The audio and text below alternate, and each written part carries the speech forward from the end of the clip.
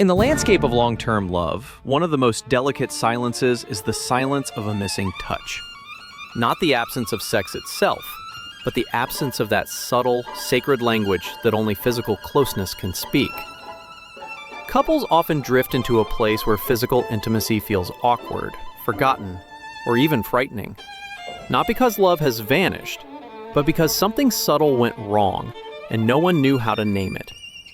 Perhaps it was a moment of shame, an uncomfortable encounter, an argument that left scars deeper than either could admit. Over time, avoidance replaces courage, and silence replaces desire. We begin to fear the very thing we once craved, closeness. But this isn't a personal failure. It's a deeply human response to emotional wounding. And like all wounds, it doesn't heal by force, it heals by gentleness, by attention, by learning to touch again, slowly, mindfully, with heart. Psychologist Masters and Johnson once introduced a method that gently reopens the doors of intimacy. Not a sex technique, but a form of emotional education grounded in the psychology of trust and safety. They called it sensate focus. And it begins not with action, but with restraint. Phase 1. Begin with presence, not pressure. The first step is to agree, together, to pause all attempts at sex. Why? Because what often blocks desire isn't physical, it's psychological. It's fear. Fear of not being enough, not being wanted, not getting it right. And when fear enters the bedroom, intimacy quietly exits. So we remove the goal entirely. No performance, no expectations, just the act of being with one another, fully present. This is not abstinence, it's recalibration, a reset of the nervous system. Phase 2. Return to curiosity. One evening, lie beside each other. No pressure, just permission to explore a kiss. Not as a gateway to sex, but as an end in itself, as something sacred. Let it be slow, silly, tender, like you've never kissed before. Oddly enough, when sex is taken off the table, desire often finds its way back. Not as demand, but as play. The body remembers joy when it no longer fears judgment. Phase 3 and beyond. Gradual expansion. On another night, go a little further. Touch, but with clear boundaries. Not to get somewhere, but simply to be together in sensation. Allow yourselves to rediscover the map of each other's bodies, not as objects of pleasure, but as vessels of history, memory, longing. Stage by stage, at your own pace, you may reach sex again. But by then, it will not be an achievement. It will be an expression of something far more precious. Emotional safety, mutual care, and reclaimed trust. This is not a fix, it's a practice. A discipline of love, like meditation is a discipline of the mind. And like all art, it demands attention, rhythm, silence, and return. In the end, learning to be close again is less about passion and more about presence, less about performance, and more about the psychological courage to say, I want to meet you here again, not just with my body, but with my whole self. When intimacy is reimagined as emotional education, we can begin to write a new chapter, one where vulnerability is not a threat, but a bridge. It can seem a highly trivial subject to get so upset about, being rightly no more significant than who should open the door first or open a new jam jar first. And yet, judging from the heartache it tends to generate, it appears to matter very much indeed. It's at the root of many affairs. It is the catalyst for vicious arguments and bitterness. The long-term future of small children can be decided by it.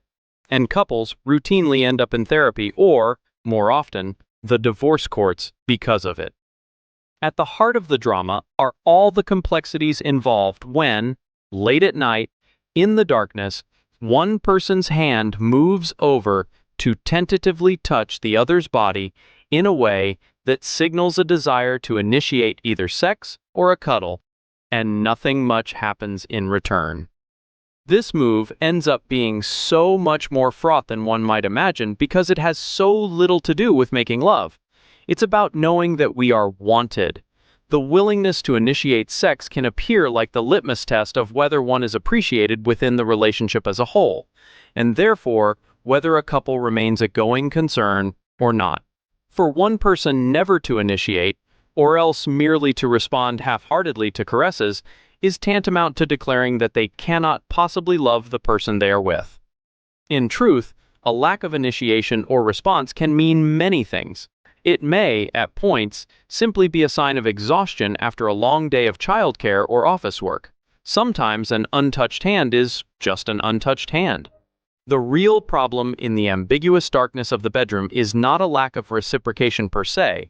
It is the way that that ambiguity is interpreted, the way that assumptions are formed without discussion, and grave offenses taken without the topic having first been aired. Beneath this lies a more pernicious problem still: shame. Unreciprocated touch becomes properly dangerous when it comes into contact with a high degree of self-suspicion or self-hatred on the part of the person who has dared to slide their hand across. What might merely have been judged an innocent or temporary lack of enthusiasm comes to be taken silently and automatically as evidence of something far more catastrophic, proof that the other person finds one disgusting. Ideally, if we all loved ourselves enough, we would know better what to do when we moved a hand across and we did not get much in return.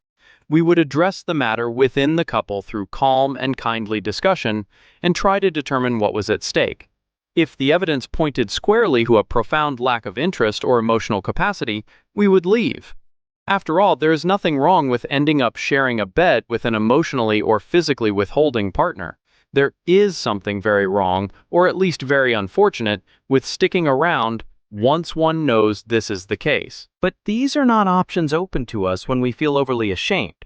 Our unresponsive partners reinforce pre-existing feelings of unacceptability that render us bitter, mute, and fragile. A history of not knowing how to value ourselves makes it extremely difficult for us to complain effectively about unfortunate treatment, let alone leave in order to seek warmer lovers elsewhere. As self-hating lovers, we cannot say with the requisite calm and strategic patience that we feel rejected, need to be understood, and are looking for change. We will either say nothing at all and might have an affair, or else explode into a rage that guarantees our message won't be heard. We won't have the courage to interrogate the signs and adroitly change the course of the relationship in response. In the tensions around unreciprocated touch, we catch sight of a more general problem in love: the difficulties created when we aren't able to ask for what we want in a relationship, when we suffer from a sense that we don't deserve to be content and cannot handle frustration or respond to our misery adequately. We should not leave the untouched hand for too long in the darkness. We should dare to switch on the light, express our pain, and consider our options without shame.